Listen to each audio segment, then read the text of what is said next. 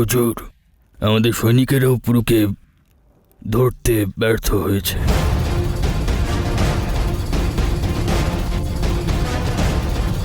আমি বলেছিলাম দস্যু হঠাৎ করে অদৃশ্য হওয়ার পদ্ধতিটা ভালোই জানে। এবার ওকে ধরাটা অসম্ভব।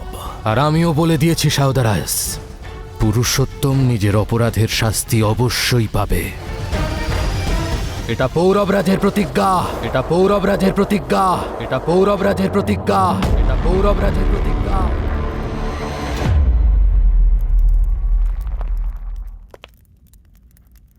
অপরাধীকে শাস্তি তখনই দেওয়া যায় যখন সে ধরা পড়ে। আর ওই পোরাস আগেও এমনটাই করেছে, যখন ও এটাও জানতো না যে ও আপনার পুত্র।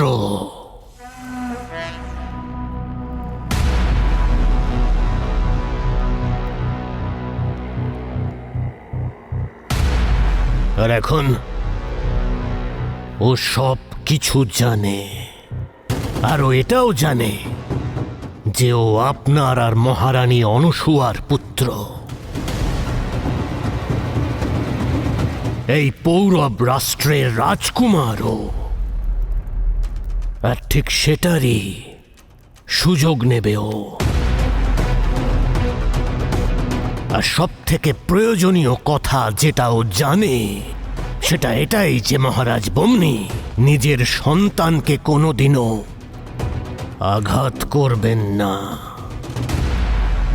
সেই জন্যে যখন থেকে আপনি পোরাসকে শাস্তি শুনিয়েছেন, মহারানী অনুসুয়াকে কোথাও দেখা যাচ্ছে না।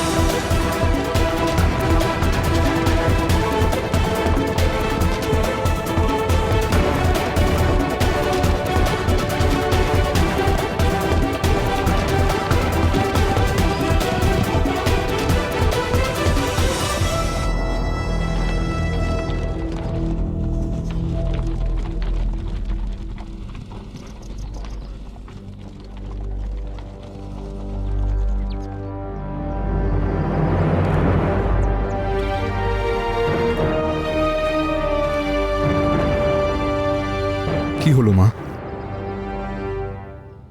তোমাকে চিন্তিত মনে হচ্ছে?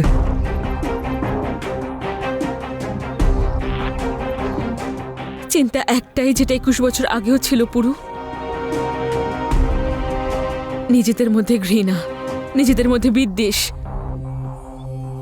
জ্যেষ্ঠ আজও আমাদের অতটাই ঘৃণা করে যতটা 21 বছর আগে করত। সেই কারণে তোমায় মারার জন্য উনি ওনার পুত্রকে পাঠিয়েছেন। পুরু, তোমার তক্ষশিলে যাওয়া ঠিক হবে না। তুমি তক্ষশিলে যেও না পুরু। যেতেই হবে মা। ওই ফার্সিরা তক্ষশিলা এবং পৌরব রাষ্ট্রের মাঝের শত্রুতাকে এখনো বাঁচিয়ে রেখেছে। চেষ্টা নিশ্চয়ই ওরাও করেছে, কিন্তু যদি আমরা চেষ্টা না করি তাহলে এই শত্রুতা সমাপ্ত করতে আমরা কখনো সফল হব না।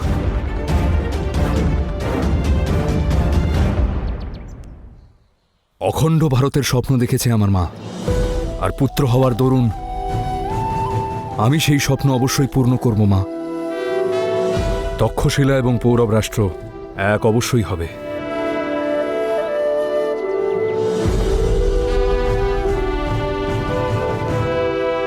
কিন্তু পুরু, এটা খুব কঠিন। এই শত্রুতার শেষ আমি কোথাও দেখতে পাচ্ছি না। তুমিই তো বলেছিলে মা, যদি পথ না থাকে তাহলে পথ নিজেকেই তৈরি করতে হয়।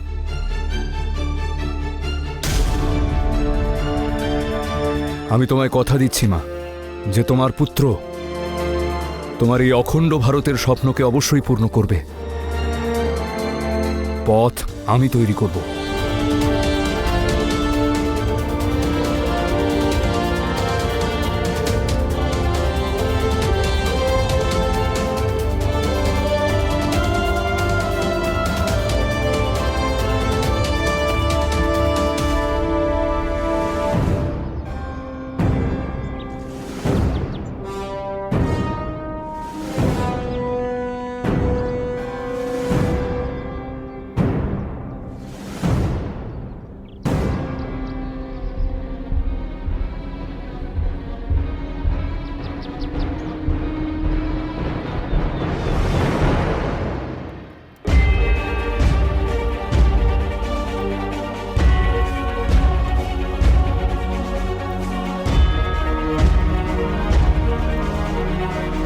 ম্যাসিডোনিয়ার শাহ আলেকজান্ডার আমার সঙ্গে দেখা করতে এখানে এসেছে। ওকে ভিতরে আসতে দিও না, বলে দেবে যে আমি এখানে নেই। ওরাকেলের সাথে সাক্ষাৎ না করে আমি এখান থেকে যাব না। আমি নিজের কানে শুনতে চাই ও আমার মাকে কি বলেছে। আপনি যেই মহিলার সঙ্গে দেখা করতে চাইছেন উনি ডিডোনা ফিরে গেছেন। উনি এখানে ফিরলে আপনাকে খবর দেওয়া হবে। দয়া করে তখন আসবেন আপনি শাহ। আলেকজান্ডার খালি হাতে ফিরে যাওয়ার জন্য আসেনি, এসেছি যখন ওরাকেলের সাথে দেখা করেই যাব।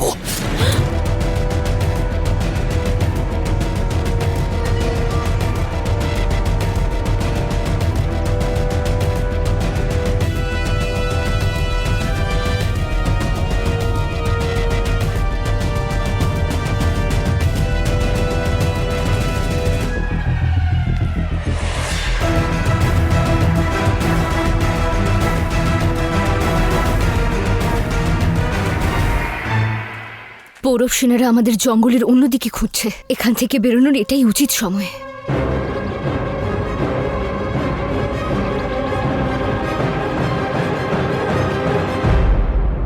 পুরু, তুমি এখানকার চিন্তা করো না পুত্র, আমি এখানে সব সামলে নেব। কি ভাবছো পুরু? এখনো পর্যন্ত ঘটা ঘটনাগুলো নিয়ে ভাবছি মা।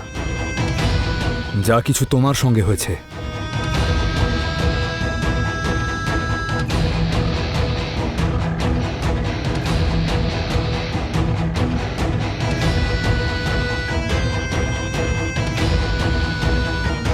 আমার সঙ্গে হয়েছে,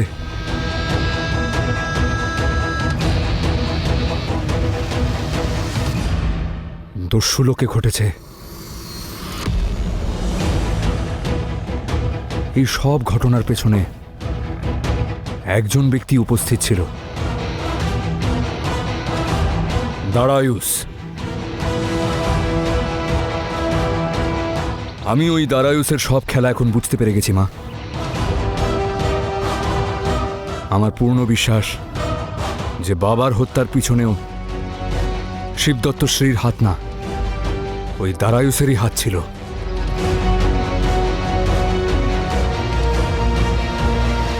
হ্যাঁ মা, ফেলে আসা প্রতিটা মুহূর্তের সাথে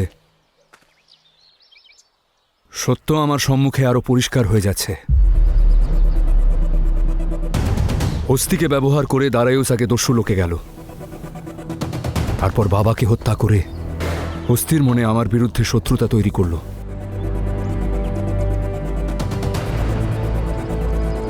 আমাদের হস্তিকে পৌরব রাষ্ট্র ছেড়ে যেতে দিলে হবে না মা। হতে পারে ও আমাকে ঘৃণা করে, কিন্তু ও বাবাকে সত্যিই খুব ভালোবাসত।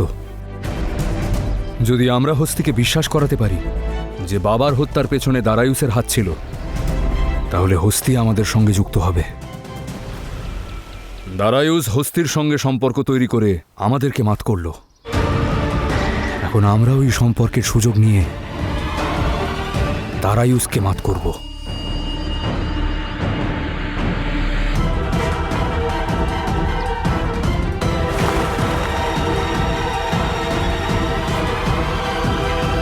পুরু, তুমি হস্তির চিন্তা করো না। আমি হস্তিকে পৌরব রাষ্ট্র থেকে বাইরে যেতে দেব না।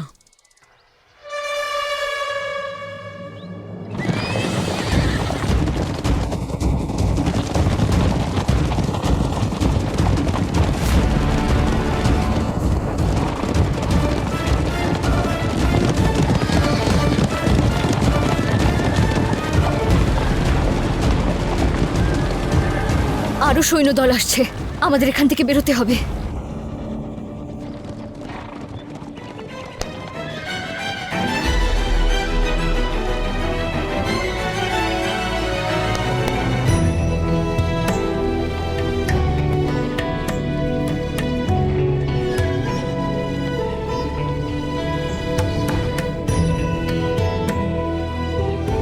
খেয়াল রেখো নিজের। তুমিও।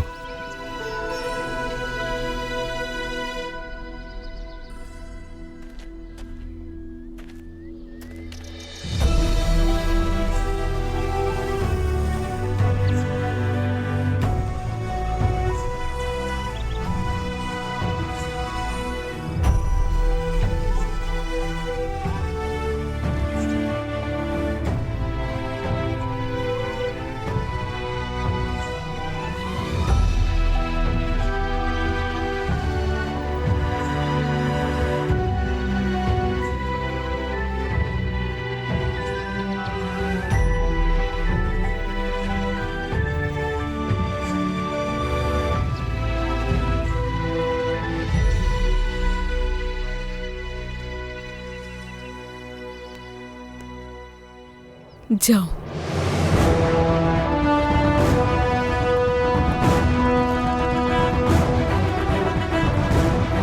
বিজয়ী হয়ে এসো পুরু।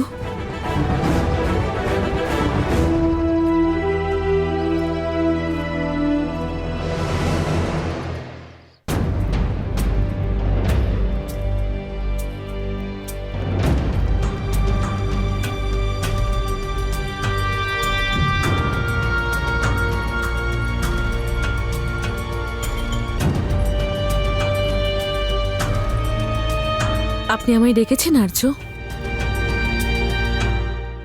হ্যাঁ মহারানী, কিছু প্রয়োজনীয় কথা ছিল।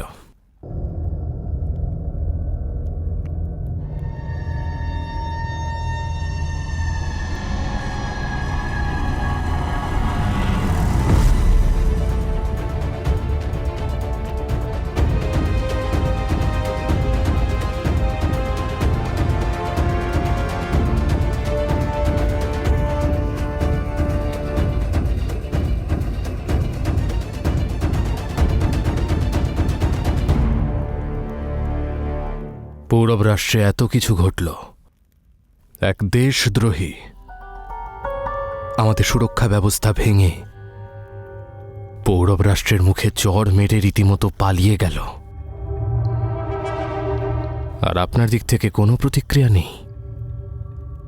কোথায় ছিলেন এতক্ষণ আপনি মহারানী?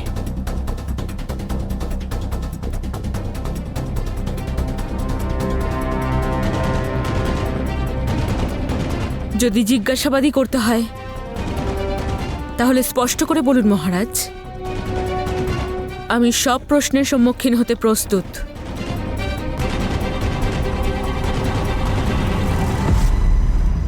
কিন্তু অতিথিদের সামনে ঘরের কথা বলা উচিত নয়। আমাদের একান্তে কথা বলাটাই ভালো হবে মহারাজ। আমি তো শুধু একজন শুভাকাঙ্ক্ষী হিসেবে আপনার সঙ্গে কথা বলতে চেয়েছিলাম মহারাজ বমনি। রাজকুমার কনিষ্ক এখন শুধুমাত্র আপনার পুত্র নয়, সে এখন আমার হবু জামাইও বটে। আর আমিও এই পরিবারের অংশ হতে চলেছি, আর সেই আত্মীয়তার আত্মীয় হতে চলেছেন? এখনো পর্যন্ত হননি।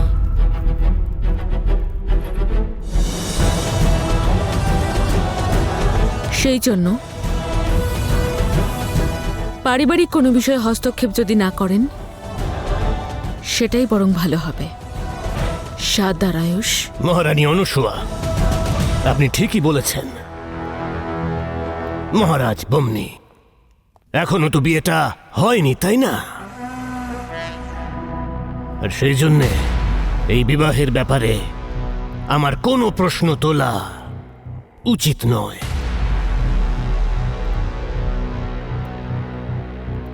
দাঁড়ান শাহদারাজ, আপনি এখানেই থাকবেন। আমি আপনার অংশীদারিত্বের গুরুত্বকেও সম্মান করি, আর আমাদের ভাবি সম্পর্ককেও।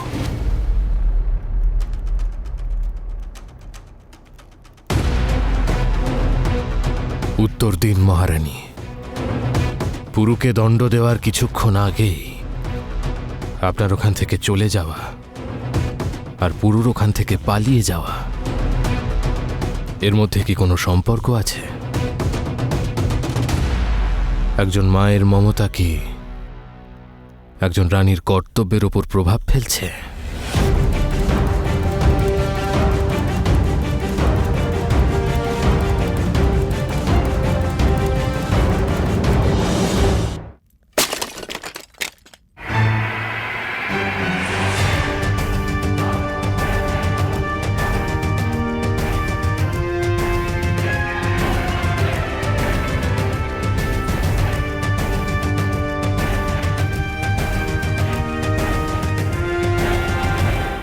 আমি জানতাম যে এই দিনটা অবশ্যই আসবে। তোমার ভিতরে আমি একজন শয়তানকে জাগিয়েছি, আর যখন তাকে জাগিয়েছি তার মূল্য তো আমাকে দিতেই হবে। মূল্য তো তোমার কথাই ঠিক করবে অরাকেল। যা তুমি মালিকাকে বলেছ তা আমি নিজের কানে শুনতে চাই। আমি সেটাই বলেছি যা আমি দেখেছি, আর আমি যেটা দেখেছি সেটাই হতে চলেছে আলেকজান্ডার।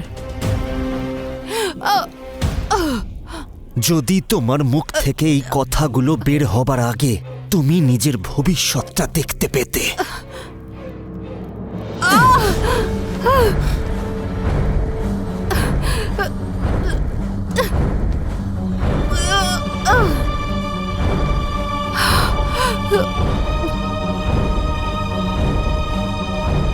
ছেড়ে দাও আমাকে, ছাড়ো আলেকজান্ডার।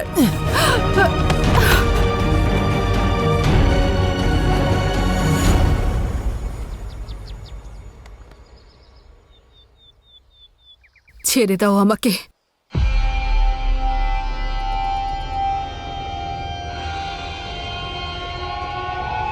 যে আমার স্বপ্নকে অসম্পূর্ণ রাখতে পরামর্শ দিচ্ছে তাকে আমি কি করে ছেড়ে দিতে পারি?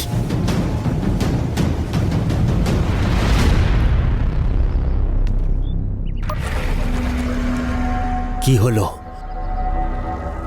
কিছু শুনতে পেলে? নিজের মৃত্যুর পদধ্বনি কি তুমি শুনতে পাচ্ছ? তুমি কি শুনতে পাচ্ছ যে মৃত্যুর পদধ্বনি ধীরে ধীরে কিভাবে তোমার দিকে এগিয়ে আসছে?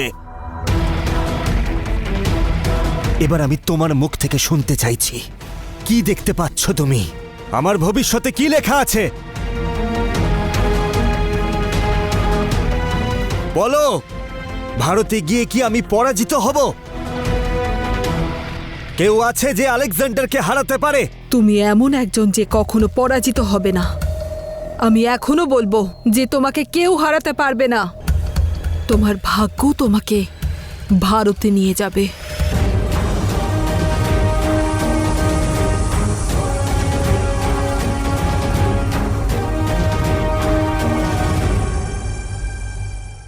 যদি কারোর মনে হয় যে পুরুকে পালিয়ে যেতে আমি সাহায্য করেছি, তাহলে সে এই কথাটা প্রমাণ করুক, নইলে নিজের মুখ বন্ধ রাখুক।